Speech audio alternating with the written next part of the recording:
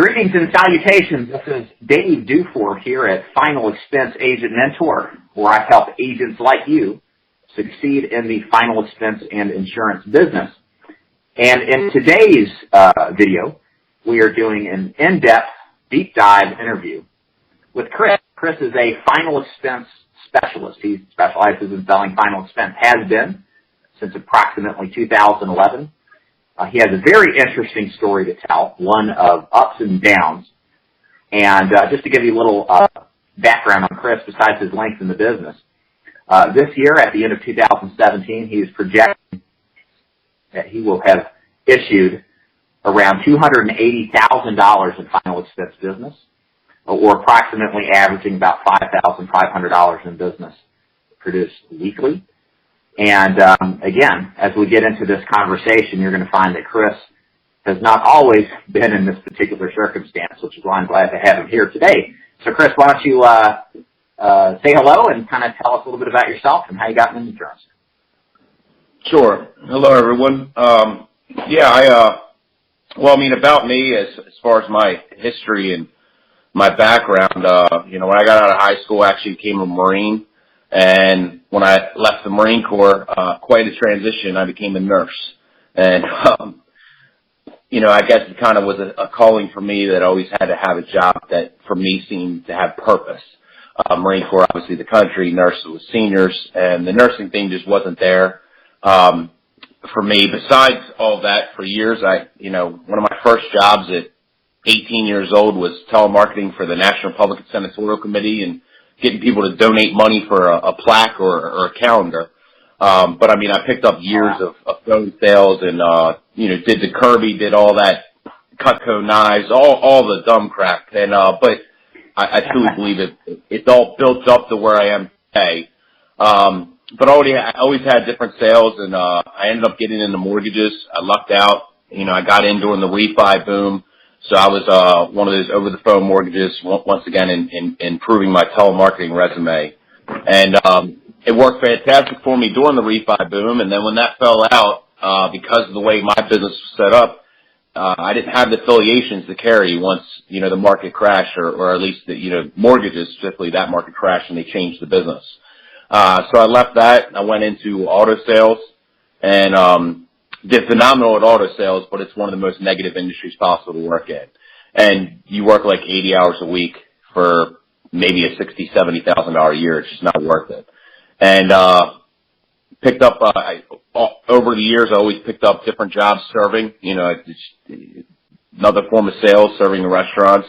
And I was actually serving in this restaurant with a friend who. He actually worked 3 jobs, and one of his jobs was he was the assistant/secretary at Baltimore Life. And he said, "Look, you should come in and check it out. I think it'd be the right fit for you." And I went with Baltimore Life. I sat there for, I was there with them for a good year. I learned so many things. I learned the work the hard way, not the smart way. But I learned enough about the industry to eventually, transition. Honestly, what took place was I found out that I wasn't doing what was best for my clients. That one-stop shop is not best for everybody. And for me, morally, the second I found that out, I had to jump ship. And fortunately, I had some other recruiters that had reached out to me. They, I guess, ran across my policies. So I finally reached out to one and jumped the ship to Final Expense. And now here we are, years later, 4 or 5 IMOs later, too. So you jumped right into a captive situation, and we were kind of talking about this in the beginning. A lot of agents get started in the insurance business, and they don't know anything. They just simply, and understandably, they trust the person that comes in, and we just trust people by design until they prove otherwise. And, your experience was not so great. You kind of mentioned that it was a moral issue, which is interesting the way to put it, because I kind of feel the same way too. But I was hoping you kind of expand on, if we think about agents listening to this who are brand new or possibly getting into the captive environment, what kind of problems did you have selling in that type of environment, and why did you think it just didn't set well with you? Well, exactly, you kind of hit the nail on the head. Unless somebody knows your name and finds your videos, they're not going to know. So when when you first go into something, you don't know, and that's one of the things I actually try to explain to clients all the time. They say, "Oh, my company, they sent the agents out several times." I'm like, but they still only know what they've been told to sell you. And if you don't know everything that's out there, you're not going to know that you're not doing what's best. But when I went with Baltimore Life, I mean, in my area, they were a great, reputable company. They have a great reputation. So I thought everything was well. It wasn't until finding out that there was other companies with so much better pricing. And for me, looking at it is, well, if it's the same exact product, here's the best analogy. If you can get a 12-pack of Charmin Ultra from Walmart for $15, and you go to Target and it costs $20, where should you be buying it from? And the problem was I was working for Target, and it's the same product. There's no reason. It's for some products, sure, the reputation of the company, their assets, and their ratings can be important, but for certain things, no. Obviously, in final expense, I don't think that really matters unless you have a company that just doesn't pay claims. But that was the main reason for leaving. But there was other things. I mean, I'm a person. I'm not meant to have a boss. I'm not meant to answer to anybody. I was not built to be an employee. And when working for Baltimore Life, there was 3 meetings a week, and you had to show up every morning at 8 a.m. in your tie and jacket. And back then, the other part too was realizing I was working harder. And one of the things we did instead of just purchasing leads was we would go to the courthouse, and we would take the newly recorded deeds, and we'd take the names and addresses and bring them back to the office, type up a letter, mail them out the letter to try to solicit, term coverage.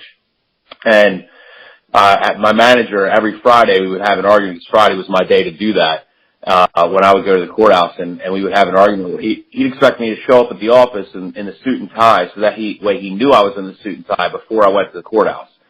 Well, the problem was the office was on the other side of town, and the courthouse was in between the office and my home.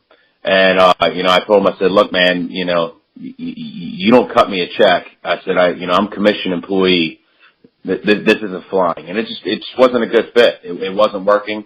It didn't work with my personality, and then also the office environment, just the way things were. But the main thing was working harder, not smarter. But then again, I guess I realize that more now than I did then. As far as the clients, I was not a big fan of fully underwritten. You wait 30 to 45 days and things go south, and you're waiting for APSs and parameds, and then also the clients you sit in front of. Unless you truly learn how to network market and maybe get in a BNI type deal and all these other things, the average client you're sitting in front of, simply if you're even doing term, I've got insurance through work, I've got that term, or I'm in my 30s. I'm good on this. I think to really be successful in a fully underwritten world, you have to build that base of where you're dealing with a higher level clientele that needs the coverage more than someone who just, hey, I'm good with what I have from work. Obviously, there still is more of a need, but convincing that to somebody with 2.5 kids, a brand new mortgage, and a couple car payments, and they understand they have to cover all those bills, but there's only so much income to go around. And once again, to me, that just goes with the same level of working harder. The idea of sitting in a BNI group and doing all this network marketing, that's not me either. Once again, that's not how I'm built. I don't kiss anybody's butt. I'm not the golf course guy. I'm not the guy hanging out with you at the bar every Wednesday to pick up your referrals. That's not who I am, so it wasn't the best fit for me. And I've always looked at it as, if I'm not sitting in front of a person selling them, because that's where, humbly, I believe my true talent is. My true talent is sitting in front of someone. It's not doing all that other back-end stuff. It's being in front of them, doing my thing, doing my years of telemarketing and Kirby and auto sales and mortgage sales, and just, moving my mouth. That's what my success is. And so the idea of doing all this other harder work to get to that point didn't seem very efficient for my style or what my best suits are. Sure. No, I'm just to speak for me personally, I'm the same way. I've always had I can't explain it, some sort of resistance or anathema to asking for people to refer me business. It's not that it doesn't work. It's always been kind of like a wall to climb over. The whole BNI thing. I know exactly what you mean. I just want to see people that are at least a little bit interested and see a lot of them. It's always been my approach. Yeah. No, absolutely. Couple things you brought up I thought were pretty interesting, Chris. You mentioned, obviously, you started off in a non-final expense role, and you transitioned to final expense from captive non-final expense to independent final expense. But before we go there, interesting question. I've been considering this myself. I'm just like you. I believe the best way to be in this business, at least final expense, if not all insurance sales, is to be independent. You have more options. Your clients, you can get them a better deal. You're less biased than you are if you push one product. But I wonder, though, and I'd like your input on this, do you think that all agents can succeed independent, or do you think that some of them really require the trappings of captivity, like having a boss and being micromanaged? Do you think every agent is cut out to be independent? No, not at all. I don't think that every agent's cut out to be independent, but then the ones that aren't cut out to be independent, I don't really think they're cut out for the career either way. It's like, I think that a good agent absolutely can be independent. So that's what I'm saying. They're simply not a good agent. I do believe people need that hand-holding, that coddling. They need that support. And if they need that support, they're just not meant for the industry. And really the industry they're in isn't the best fit for them. I've had guys that are with Baltimore Life now, and they try to, I've had where they try to replace my policies, and I end up having a conversation. The conversation turns into, kind of a heart-to-heart, because I don't recruit, so it honestly was a heart-to-heart. It's thinking, well, why are you doing it? I'm like, here's the reason why I left the company you're working for. Why are you doing it? You're not doing what's best for the people in front of you. That is the one thing with captive. As you said, you're biased. You are selling that company. Your obligation is that company. Your obligation is not the person in front of you. And that's one of the things, the greatest statements I get to say to my clients now is I have their best interest. I don't have any company's best interest. If I don't want to talk to a company right now, I don't talk to them. I do what's best for the client. And to me, anybody that sells anything, that's the way it should be in any industry. If you're working for a captive company, you're wrong. That's just my opinion. You should always do what's best for the people in front of you, never what's best for an organization. But I do think the agents that need that just wouldn't be successful here anyway, or they're one of the big reasons why our industry has so much failure is because they have it stuck in their mindset that they do need it. I think the one that when I was talking to him, he said, well, I've got some medical issues and they have a great health care package. I told him, I said, dude, once again, as humbly as possible, my income's double to triple yours. You can pay for your own health care, man. It'll be okay. And just, but too set in the mindset of, no, I need this comfort. I need to know that they're going to take care of me. And if you have the mindset of you need to rely on somebody else to take care of you, you're not going to succeed in independent final expense. You're not going to. You got to be that entrepreneur, as they say. I'm not one of those motivation. I'm an entrepreneur, but I guess that's the reality of that. That's who I am and who I was built to be. And that's, if you don't have that, if you don't have the mindset and drive, you're not going to make it on our side anyway. Yeah, and what Chris is talking about, which is how the perspective should be, is looking at this business not as a short-term, flash in the pan, but as an actual career. And we all, as any insurance agent on straight commission, wake up unemployed every morning. And you don't know really, think about it. It could be your last day making a sale. Of course, it won't be if you follow a system. But Yeah. to have that level of commitment and to have that level of long-term success requires something more than a typical employee mentality, which I always think is the essence of what a captive company provides. It's funny because they sell the idea of independence. You have your own business, you work when you want, but you really don't. If you really look at the captive environments, they force you into meetings, you answer to somebody, you're held accountable like an employee. Whereas if you really ran your own business like an independent agent, dude, nobody cares about you. You're on your own. That's up to you, and that's tough. That's really hard for a lot of people to actually do on a long-term basis. Oh yes, like I said, every Friday, this manager, and I'm putting air quotes up, called me up and said, "Why aren't you here? Why aren't you here?" And I had to have the argument to finally. I think it got to the point that I just ignored his calls, and he got it. It's like, look, man, it's not going to happen. It's not going to happen. I'm not coming in to make you feel warm and fuzzy because I'm wearing a suit and tie. I'm here at the courthouse. I'm doing my thing, and I'm in shorts and flip flops. Deal with it. You are an employee. Yeah, absolutely. Yeah. So let's transition now to how you got out of being captive and into final expense. What exactly attracted you to final expense? To kind of describe your first year or so, maybe 2 years, as you got into final expense and what you experienced.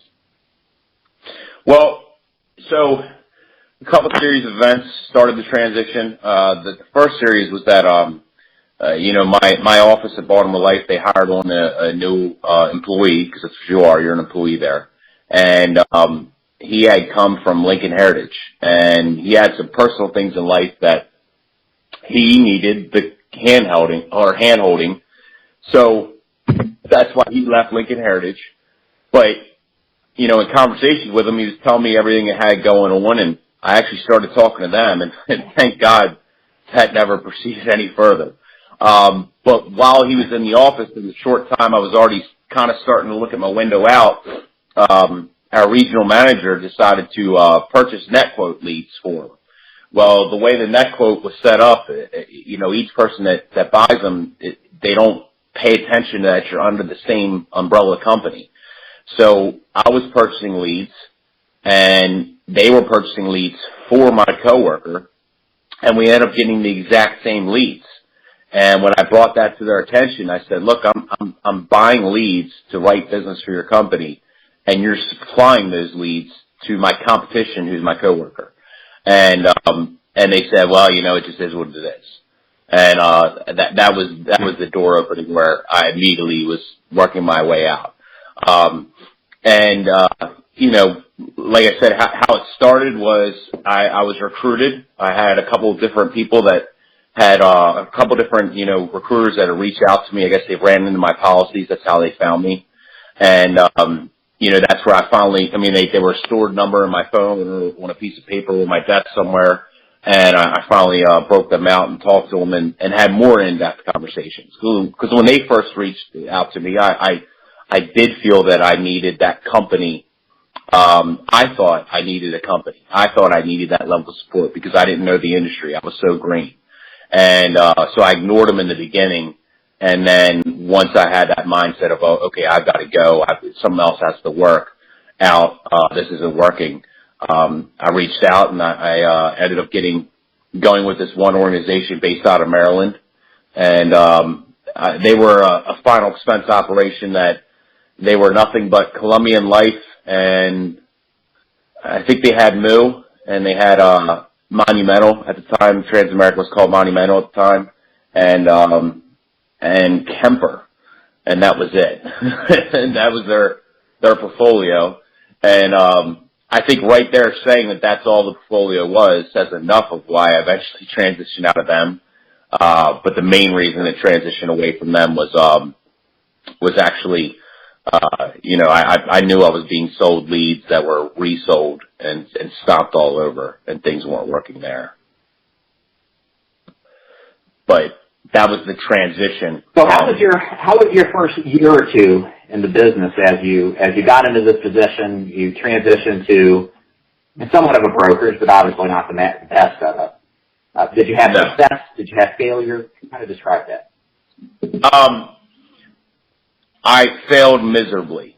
Now, as I say that, there was success because I failed for a solid 2.5 years.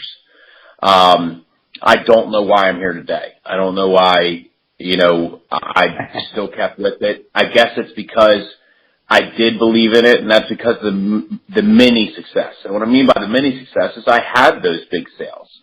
I went out and I had sales that I got paid over $1,000 at my ridiculously low commission levels at the time, but still I made a lot of money. I had some large sales and I saw the sales come in, and even with the resold leads and doing nothing but door knocking because you were told not to call because they knew they were already called and you were getting the leftovers. I still saw how easy it could be that you could walk into somebody's home and you've never met them before, and from a cold door knock, and you walk out an hour later and you've got $1,000. And I believe that if there had to be some way to get that repeat more often. So I made enough money to get by at times, and I had faith that something was there, and I could not believe that it was me. I could not believe that it was me that was failing. It was that something else was there that was failing. But I failed quite a bit. Everyone in my family, everyone said, "Are you sure this is for you?" My own mother said, "Are you sure this is for you?" My grandparents, "Are you sure this is for you?" Because they saw the failures, and they really thought, "Man, are they all eating their words now?" But yeah, they really. Add in, you took my next question out of my mouth. I was going to ask you. I was going to say, did anybody tell you to try to talk you out of doing this, but they couldn't understand why you would do this and be failing at it? Obviously, yeah. Oh yeah, my grandfather for the first couple years of it, he sold insurance years ago, and whatever I can't even remember the name of the company he worked for or what exactly he did. I knew he did the door-to-door monthly to pick up the premium, that kind of insurance. But he talked about how hard it was and how about he fell out of it. He was convinced I was going to fail out of it, and then over the last 3 years, I've been told how proud everyone is of me and how amazed they are, of the change, and they all really can't believe that it turned from what it was to what it is now. But it was absolute failure. I remember I failed to the point that, the one brokerage I was with was not working, and I was trying to look at another brokerage, and we were making the transition, and there was issues of them getting me leads, and at that point I had to pick up a side job where I was working with the construction crew. The construction crew was run with, I'd say 80% of the people on the crew were in a halfway house or some type of drug addict, and this is the job, under the table. You get up or you're on the truck at 6 a.m., you're getting back at 5 p.m., and you're driving to Virginia or 2 hours away, and we were doing an apartment complex, and we were 5 stories up, and when you're 5 stories up, you're supposed to have harnesses and safety equipment, and we're doing the gutter, and I'm hanging half my body off of this 5-story building, looking down at the ground, saying that's my death right there. That's it. That's my death. You're cold, you're freezing, you're outside, and you're hanging off this thing, and if you slip the wrong way, you're done for, because this guy doesn't give us the harnesses we need. And about 20 minutes later, we were on lunch break, and I called up the guy that was recruiting me, and I said, "Dude, look, you need to get me leads tomorrow. I needed them yesterday. I'm not built for that. I need them now." But that's the level of failure I was at. But I failed to where I took up that kind of job, under the table construction work, with halfway houses and my coworkers. But I still believed. I still had faith that something was there. something told me to continue. And, and then even that IMO didn't work and just eventually transitioned to the right one. Well, I hope you guys that are listening to this that are new, thinking about getting started some kind of insurance, or if you're experienced and you're going through hard times, this is really an important thread that I try to hit on with all my interviews. Virtually the one consistent factor between all the successes that I talked to is they were failures. They just didn't quit, and they had every reason to quit. Their family told them to quit. Their loved ones told them to quit. And under any rational circumstance, they should have quit. All signs pointed to it. But for whatever reason, they continue to have faith. And some people are religious about it. Some people aren't. I went through the same thing you did, Chris. You've probably seen my videos where I talk about this. And, so everything you're saying, I totally agree. It's funny. It's funny. It's just amazing the similarities between the guys that do extremely well in selling insurance. They all got a failure story. And for whatever reason, pig-headed discipline and determination, they just kept going. And sometimes it's what it comes down to. That's the difference in many cases. No, absolutely. So let's talk about your transition from failure to success. What was the turning point, and what got you to the level of production where you're at presently? Well, so I was recruited by YIG, an agent, to try to go with your insurance group, and same thing. Ran across some of my policies, met with the guy. And, he told me, he said, I'm very familiar with the organization you work with. The organization I work with was part of a split off of Securus. The original Securus, I guess Securus is making a comeback now. They're the new phone sale organization or whatever. But the old Securus years ago had, a horrible reputation when they obviously fell apart. And I believe half of them split up between to go to YIG, and the rest went to the Willis Agency down in Maryland and Virginia. And that's where I was. I was with the Willis Agency, and this YIG guy recruited me, and he said, look, they don't know what they're doing. We have better carriers. You need to come with us. And when they brought me over, the change was the leads. For the first time in 2.5 years, I was not working leads that were already worked. And that was it. That was it. I want to say my very first week door knocking leads that were never previously worked. I pulled 7,300 AP the very first week. And to go from it taking 2 to 3 months to make 7,300 AP. I mean, that's what, when I say failure, I mean, they would happen. I'd make that $1,000 sale, but it was one every 2 or 3 weeks. But that's where I knew there was a way to repeat them more because that big of a sale. And I went from that to a $7,300 a week door knocking. And, that was it. It was finally having the correct lead source that put me in front of people, that gave me a reason to be in their door, and not someone that said, look, somebody was already here last week, and you get that anyway in the industry, but I mean simply somebody was there last week because of the exact same lead I had because they were resold, reused. And we told them over the phone, don't come, why are you here? I didn't have that as much. That had toned down. They got to see the lead, they got to see that it was their handwriting, they got to see it in my name, and it was fresh. And it was just something that was just done. And, you talk about, the faith part of it, absolutely the faith part of it. How hard it was to make the decision to be put on a reoccurring lead, to say, here's my money, here's 500, because at the time I started with only 20 leads, here's $500, and I'm going to give you $500 next week, and I'm going to give you $500 the week after that. And I did not have that 500, let alone the 1,000 or 1,500. I did not have it. It was credit cards of what got that.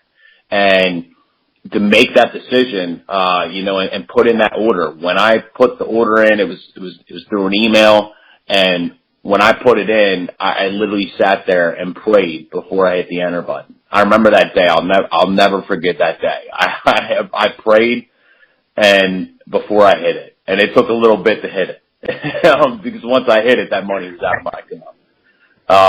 And that was the main part, was the leads. You know, I had my talents, natural talents, humbly, of the years of sales, and I knew I could do it, and I found the right scripts and the right process. The final thing that made the switch was leads, the right leads. So that I understand, Chris, what you're essentially saying is that the biggest determinant here from going from mediocrity to top 5% was a simple shift from working aged, resold leads to exclusive fresh leads that only you receive.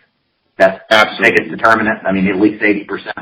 So do you think there's agents out there that are going through the same thing you are right now, that if they had only known they could get leads that weren't resold and that were fresh, do you think that could change their lives as well? Oh, you know, I'm part of a chat group.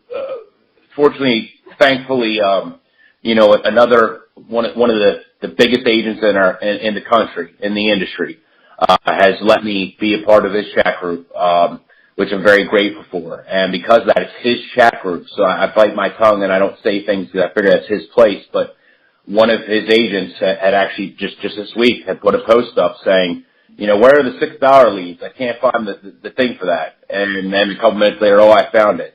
And I just wanted to jump on and be like, dude, what are you doing? What are you doing? You know, and I didn't, because it's not my place. That's, you know, it's not my chat. I'm just allowed to be in it. And, those are fillers. And the way he was wording everything, it's not. That was his lead. That was his lead source.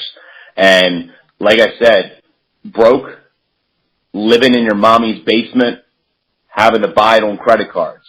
If you believe in yourself, you take that leap. You can't do this career going the cheap way out. You can't sit there and think that a $6 lead is going to get you anywhere. You know, and that was the biggest part. I mean, have I made money off of age leads? Sure. I've sold leads that were 2 years old. You know, they're there, but they're not what's going to keep you writing 7,300 a week. You're not writing 7,300 a week, or 8 or 5 or even 5 or even 4. You're not writing that consistently anyway off of age leads, but you will off of fresh leads. You need fresh leads. You need to be in front of somebody. To me, it's a combination of everything. It's your script. It's your way of going about it, putting yourself in front of somebody. It's your comfortability of being in someone's home and getting in the door, and then obviously the script and pitch that you use. And having vast carriers, because you need that too. There's so many houses you would not have gotten a replacement, or you would not have been able to write that person, or they would have thought 2 years, and they were like, oh, they throw their hands at 2 years, where if you had the right carriers, you would have gotten them day one, and you never would have had that obstacle to overcome. All these other parts are important. To me, the number one thing in the beginning is the marketing. Working smarter, not harder. The smartest way to do this business is to spend $30,000, $40,000 a year throwing leads at it.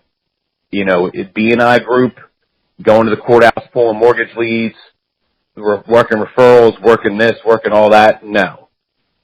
You make a credit card payment, leads show up every single week, and that gives you 20, 25, 30 opportunities to sit in front of somebody every week that nobody else has sat in front of.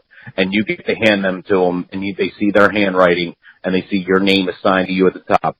That is the most important to the big group of things that will make you successful. You know, it's funny too. You're mentioning all this stuff. Of course, I recruit agents, and for the longest time, I would recruit agents under any pretense, meaning as long as they had a will and a desire, if they couldn't purchase direct mail leads, fresh, exclusive, recurring orders, then I'd put them on telemarketed leads. I'd put them on Facebook leads or teach them seminar marketing. But I had an epiphany this summer, and I looked at all the agents in my agency, and I've recruited hundreds. And the ones that were successful, the ones that were consistent, 95% of them did direct mail. And not only did they do direct mail, out of the gate, they started a recurring order, at least at a big drop, to get fresh, exclusive leads. So, and then I looked at the other sources of leads, which, look, a good guy can sell anything. But you can't deny the fact that the most failures in this business came from the lower quality lead sources, the age leads, the telemarketing, the Facebook leads. And so I've made in my agency, it's a requirement if we're going to work together as a new agent that you must invest in yourself. You must invest in a direct mail program. Why? Because it's my obligation to you to set you up from this beginning the right way, because so many people fail out because they do it the wrong way. You know, you said, you don't know how you've gotten here. You know, and there's a lot of people that don't have your work ethic, but they might have had better success if they had started off with direct mail. So I feel like it's my obligation to turn people away if they can't do it the right way, because, you know, you need every opportunity in this business to be successful. You need the right carriers, like you said. You need the right mentor. You need the right training. You sure as hell need the right leads, and that is the critical aspect that a lot of people don't really understand. They think they can be cheap about it. I'll take the cheaper leads. So what if I don't make as many sales? I'll still do okay enough. But it never works out that way. No, especially in the beginning. When you have competition, replacements, people are just going to fall off anyway because they made the emotional decision and they have this buyer's regret. And when you put all that in the mixture and with chargebacks, you need it. You know, that's the whole thing. If you buy one set of leads and you sell whatever you get off of that, and then you finally decide to buy another set of leads. So it's leads and it's reoccurring. It's the two of them combined. Because that's just, it's all recipe for failure. It's a recipe for failure. Telemarketing leads, sure. I've gotten sales from them. I can't stand the leads. I personally can't stand them for two reasons. First of all, I think it's definitely 100% lower level of lead. Obviously. But then the other part too is you have to work a much larger area. These telemarketing lead companies, they need a lot of data for them. They're harder leads for them to do. From my understanding, you know, direct mail is the easiest lead for them to get larger percentages in a confined space. So that puts you in front of more people. Well, if you're in the beginning of the industry and you're traveling 3 hours from appointment to appointment, well, now you only have time to run maybe 3 appointments a day instead of 6, 7, or 8. So that goes into that part of where, you know, you can't be spread out everywhere. You can't be everywhere to make it efficient. In the beginning, I truly believe you also have to work in a smaller space too, so that way you can get to all these homes, especially if you're door knocking, you don't have a setter, and, you know, because people aren't going to be home, but you're in the same area. But if you're spread out everywhere, to try to go back, you know, you went to that house. I remember, you know, when I was doing door knocking, I'd mark on there, okay, they weren't home at 11 a.m., so now I'm going to try them at 6 p.m. Okay, they weren't home at 6, so I'm going to try them at 4. And if that house is 2 hours away from any of my other leads and there's another one 2 hours that way, that is just so inefficient. And it's not going to work. You know, but as a filler after, absolutely. They can be great resources as a filler after. You know, you get your 20 DM leads every week, and then you put these in as a filler, and, you know, to fill in those gaps, to get that, you know, Wednesday, Thursday, and Friday, if you work it, appointments. They're great for that, but they are not the bread and butter. Now one thing, just to transition to, you know, one of the things you said a minute ago, my mind has been changed on Facebook leads.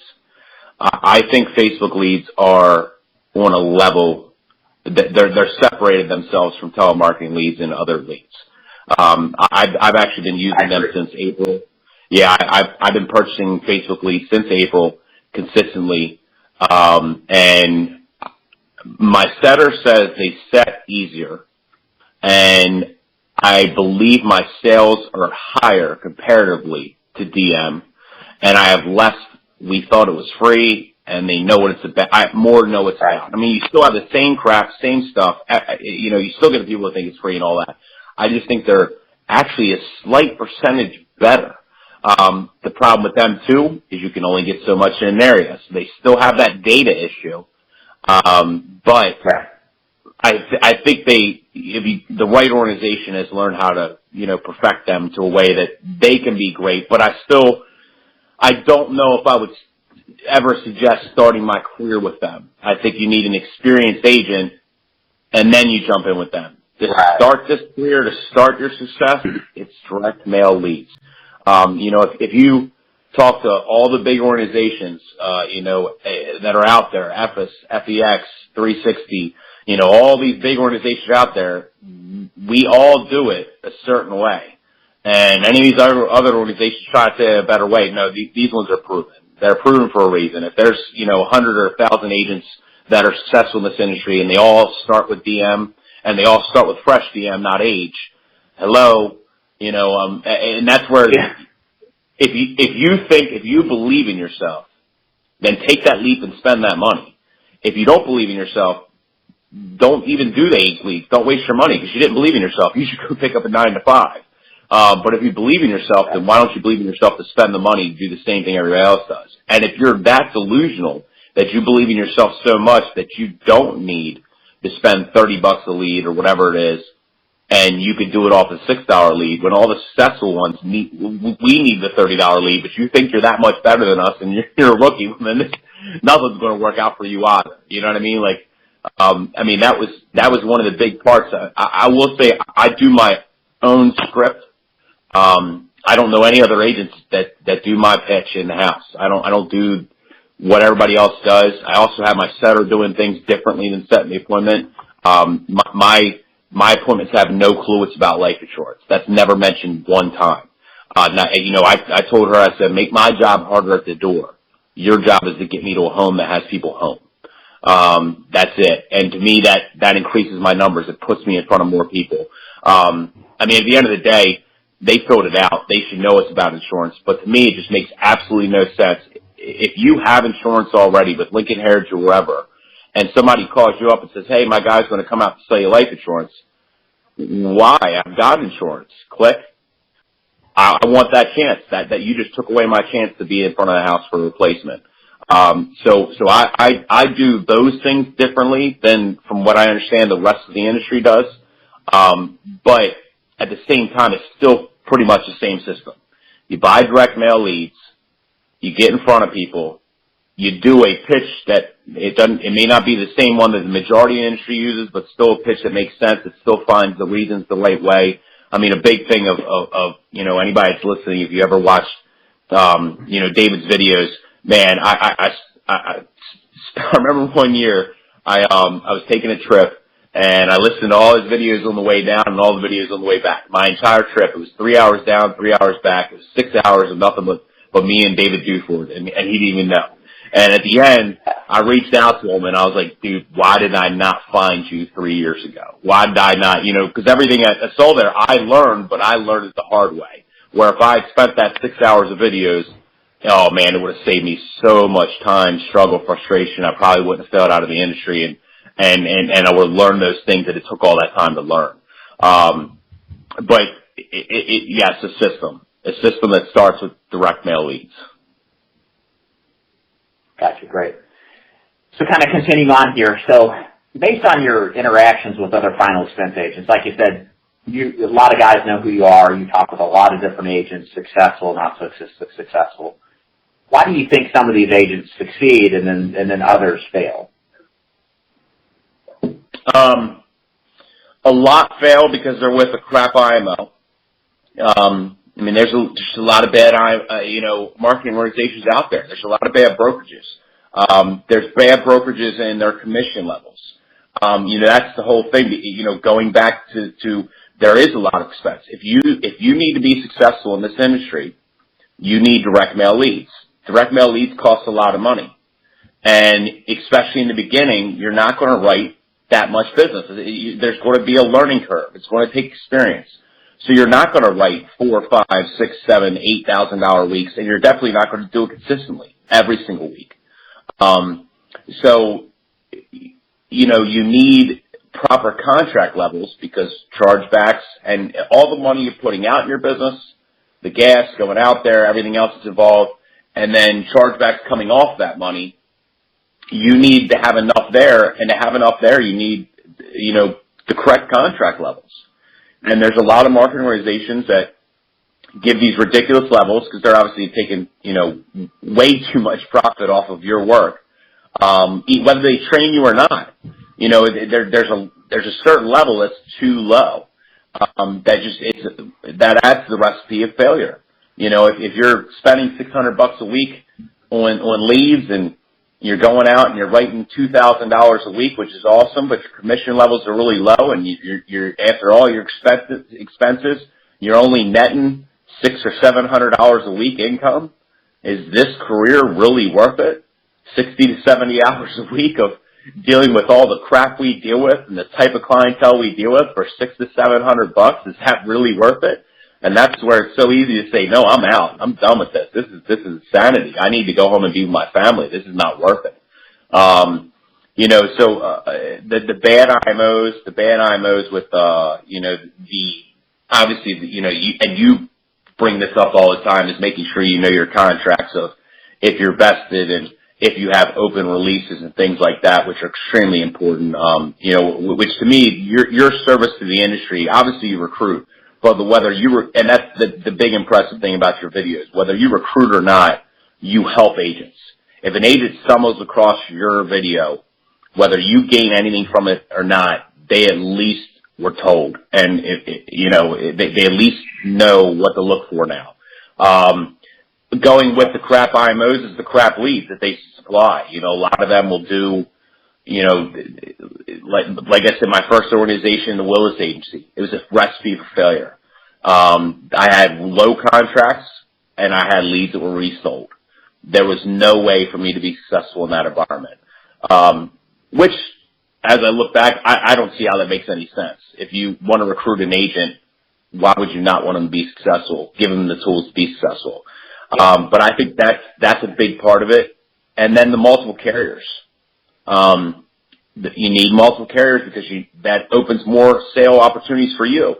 If you're sitting in a house and they have COPD and they already have a graded policy, and you don't have a Transamerica or Liberty Bankers or Equitable or something where you can get them day one coverage, yeah, your Gerber may be cheaper than the crap, graded policy is costing them $80 a month, and you might be able to save them $30 a month Gerber, but you can't write it legally, So you need those other tools to be able to pick up those sales. It just gives you more opportunity. And then another thing is being aggressive. A lot of people, I think, in this industry, I don't know. Myself, I am very aggressive. My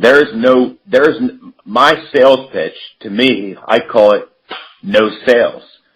When I sit with a client, I educate them. I give them a life insurance 101.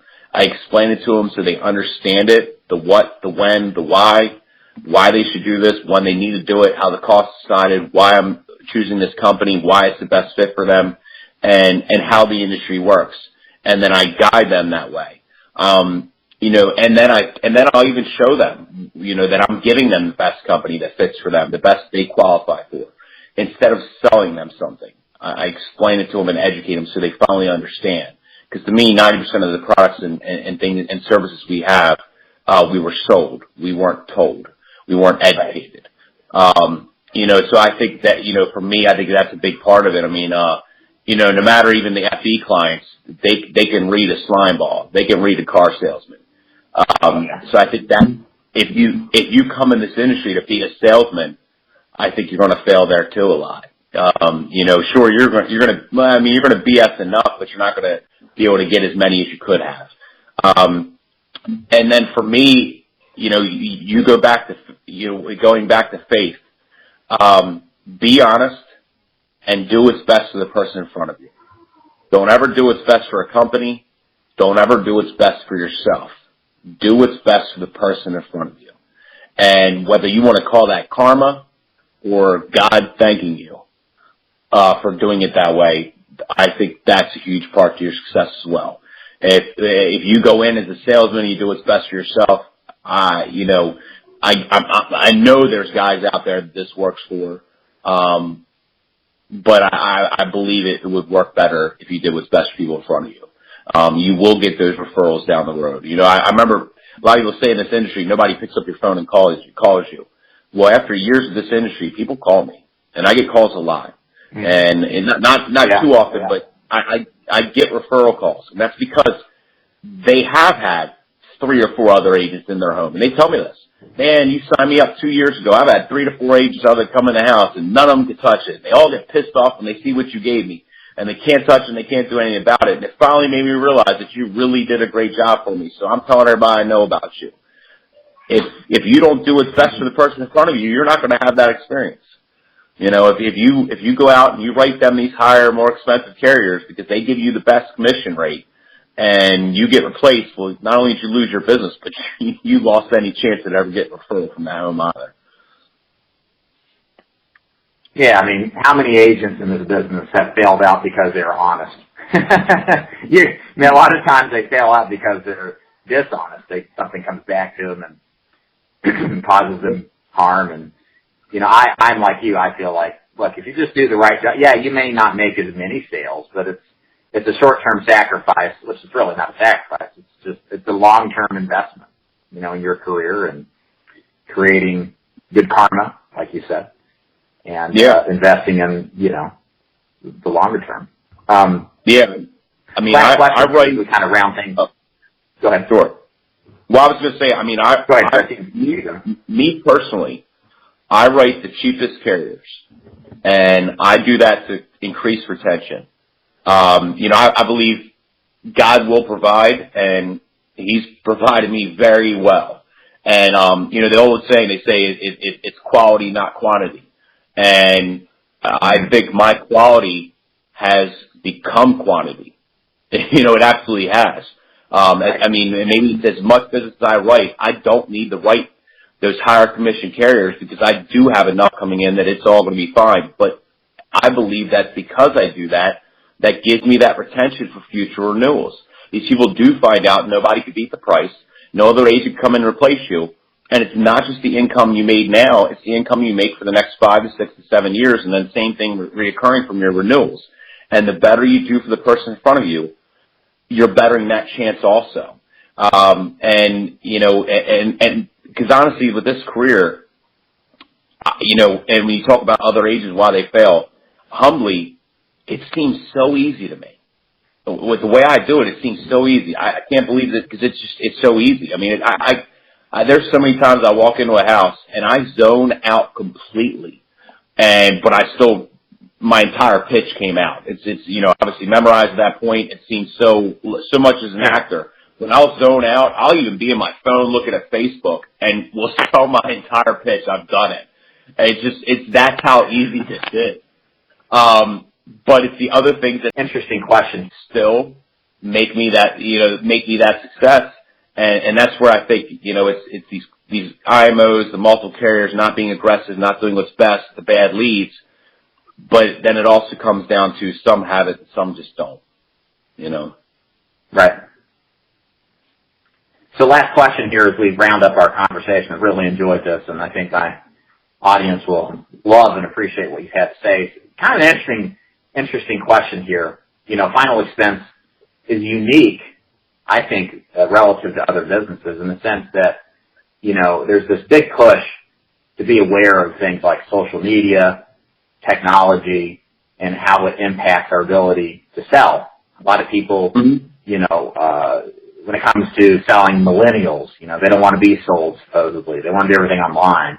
Whereas with final expense, man, we've been doing the same thing in final expense with direct mail for 30 years longer. And I'm kind of curious, just with your experience and you dealing with these people on a daily basis, where do you see final expense as a business model in the next 20 years as it comes to how we prospect for business, the kind of people that we see? What kind of changes, if any, do you suppose will be happening?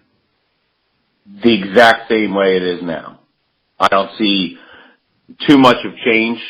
I mean, there is a big part of the technology world we live in and the millennials, and you know, there is absolute truth to that, but at the same time, they're not our clients.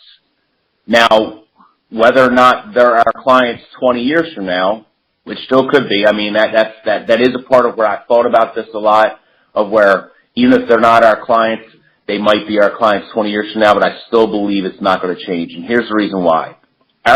It's not politically correct, but it's just the simple fact and the truth. Our clients did not do life right.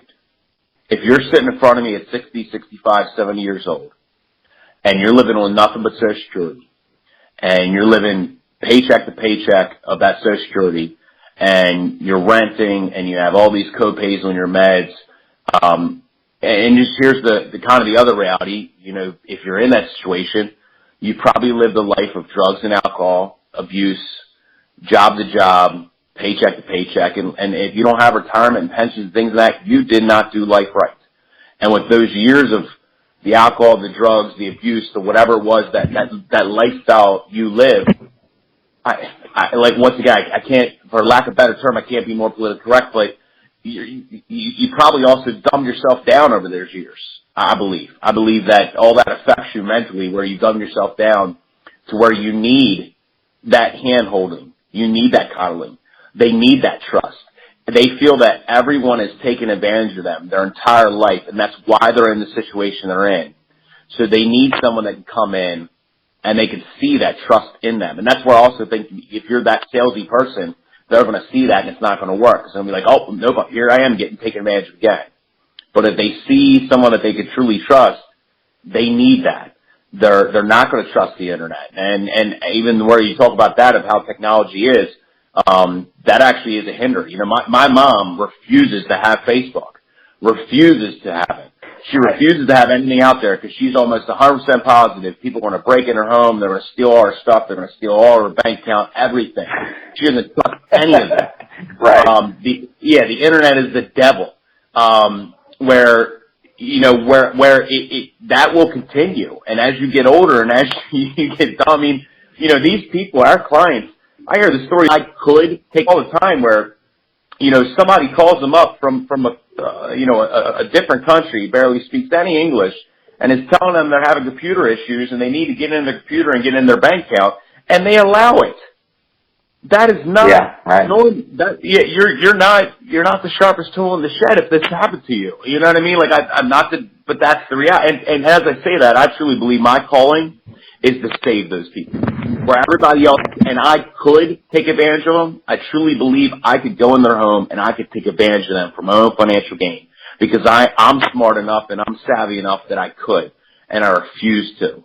And that's where I feel my calling is for them, is to put more money on the table for food, to put more money on the table for medications by giving them the best coverage and explaining to them and doing everything I can to prevent them from being taken advantage of more. But I think they will always need us. They will always want that face-to-face interaction. Regardless, if you are good at what you do and you get your butt to that couch or to that dining room table, and all you need to do is the opportunity to say, well, I get you. Your telephone sales guy sounded awesome. And he gave you this great, I guess Foresters or Rural Neighbors Allowance phone sales. And they're a great company, nothing against the companies. But if they have that, and I have a Family Benefit or Mutual or, KSKJ in my bag, and that's all they have on phone sales, now I'm replacing that policy. I don't care how nice he was over the phone or how great he sounded. At the end of the day, you're on a budget income, and if I save you $10, $15, $20 a month, you know how many meals that is, and and they're going to do it, and they're going to do it. So I don't think we're going to have that much of a change for our clients. The rest of the world, absolutely. For final expense and Medicare, simply to the Medicaid Advantage type clients, they will always need us. The rest of the world, oh no, they all got to change. I mean, 30-year terms. It's funny. It's funny. If I may quote scripture here, and as Ecclesiastes says, there's nothing new under the sun. And, you may change the mediums in which people request information. Hey, we may do more Facebook and internet stuff 20 years from now. I wouldn't be surprised. But the nature of people pretty much going to be the same. There's going to be people who have, avoided the responsibility of life insurance and owning it so long that now that they're sick and they've had a brush with death, or maybe they've lost a loved one. Now they're experiencing the same thing as our people are today, and they're going to have the same scares, and people just, we're all pretty much the same. We feel the same fears and apprehensions. And the thing that a lot of agents in traditional life markets, they don't understand that really final expense mentality is completely different. You and I get it like it's an afterthought, but, these agents, it's hard to describe to them. It's a huge market, but most people just don't have firsthand experience with the differences.